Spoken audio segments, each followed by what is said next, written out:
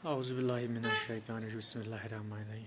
پیارے بچوں السلام علیکم. آج کا ہمارا موضوع ہے فیض احمد فیض کی غزل گوئی کے جو توضیحات اور سوالات ہم کرنے جا رہے ہیں.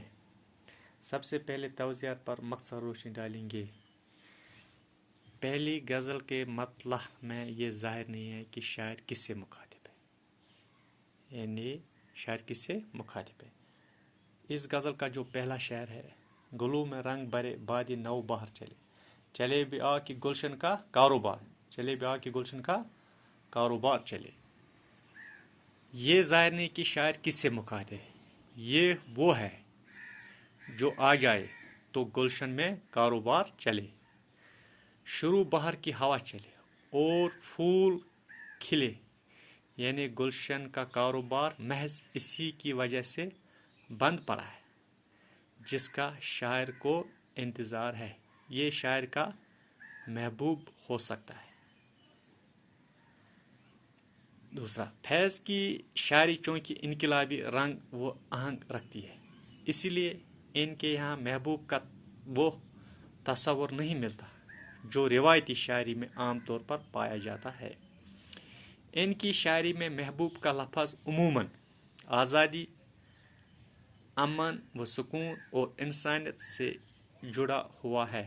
یہ باتیں ذہن میں رکھیں تو فیض کی شاعری کا لطف دوبالا ہو جاتا ہے اور موضوع کی سطح پر ایک نئی حیثیت اور جدت کا احساس ہوتا ہے. تیسرا، عاشق کی زندگی میں لطف اس وقت ہے جب لوگ اس کی راہ روکیں، اس سے سزا دینا چاہے، برا بلا کہیں، کیونکہ عاشق کی صفت دل کی سچائی اور روحانی صداقت ہے اور دنیا داری زیادہ تر ریاکاری اور خود غرضی ہے. یہ مضمون اردو اور فارسی شاعری میں کئی طرح سے بیان ہوا ہے، لیکن فیض نے آخری غزل کے چوتھے شعر میں اسے ڈرامائی رنگ دے دیا ہے. چوتھا شعر، واز ہے نہ زاہد ہے، ناسا ہے نہ قاتل ہے، اب شہر میں یاروں کی کس طرح بسر ہوگی. ڈرامائی رنگ دے دیا ہے اور کہا ہے کہ واز، زاہد، ناسا اور قاتل کے بغیر عاشقوں کی زندگی کیسے بسر ہو سکتی، کیونکہ انہی کے دم سے عاشقوں کی زندگی رنگین ہے. چوتھا، فیض کی ان غزلوں کے زیادہ تر اشعار میں مکالمہ کا اندازہ ہے. مکالمہ کا معنی تحریر یا گفتگو کے دوران ایسی بات چیت کو کہتے ہیں جو دو افراد کے درمیان ہو یا کسی آدمی سے تعلق رکھتا ہو. ان میں متکلم کردار، شاعری کردار، یاروں سے، محبوب سے، شب ہجراں، دل سے، دیدہ تر سے، قامتی جانانہ سے اور خود سے مخاطب ہے. اس لیے شاعری میں ڈرامایت پیدا ہوتی ہے اور اس کی لطافت میں اضافہ ہوتا ہے. پیارے بچوں، اب اس غزل کے جو درسی سوالات ہے، اس کا پہلا سوال،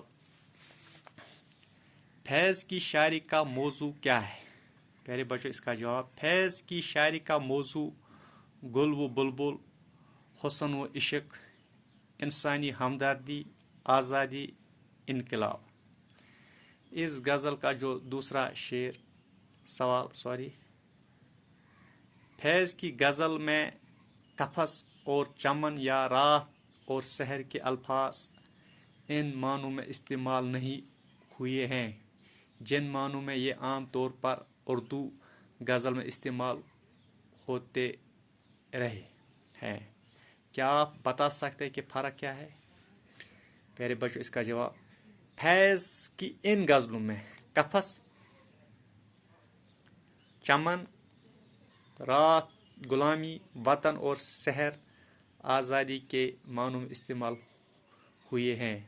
مختصر الفاظ میں ہم یہ کہہ سکتے ہیں کہ فیض احمد فیض دل میں عوام کی ہمدردی اور اجتماعی زندگی کے مسائل، گھر، کر کے روایتی اصطلاحات کی صورت میں ظاہر ہوتے ہیں۔ پیارے بچوں، اس غزل کا جو تیسرا سوال ہے، بادی نو بہار، کنج لب، شبی ہجراں، دفتری جنون، قامتی جانانہ، ترکیب ہے۔ لفظوں کو اضافت سے ملایا جائے تو ترکیب بن جاتے۔ آپ مزید 5 اور ترکیب لکھے۔ پیارے بچوں، اس کا جواب درد دل، موسمی گل، ناری جہنم، عشق جنون، سوئے دار، دیدہ تر وغیرہ وغیرہ ہے۔ پیارے بچوں، مجھے امید ہے کہ آپ کو یہ پورا سمجھ آیا ہوگا۔ باقی خدا حافظ۔